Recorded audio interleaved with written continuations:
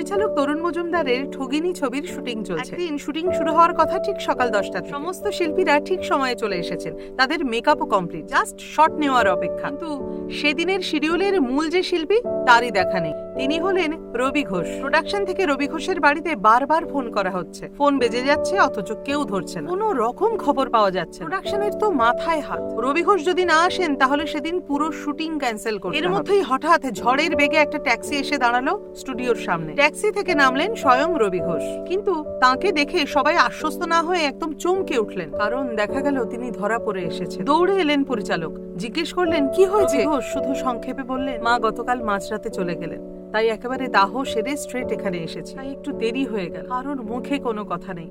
তরুণবাবু কি বলবেন বুঝতেই পারছেন। রবি ঘোষ নিজেই পরিচালককে তাড়া দিয়ে বললেন, কই চলুন তাড়াতাড়ি করুন, আমার জন্য অনেকটাই আজ দেরি হয়ে গেছে, জাস্ট 5 মিনিট সময় দিন, আমি তৈরি হয়ে নিচ্ছি। হলেন রবি ঘোষ।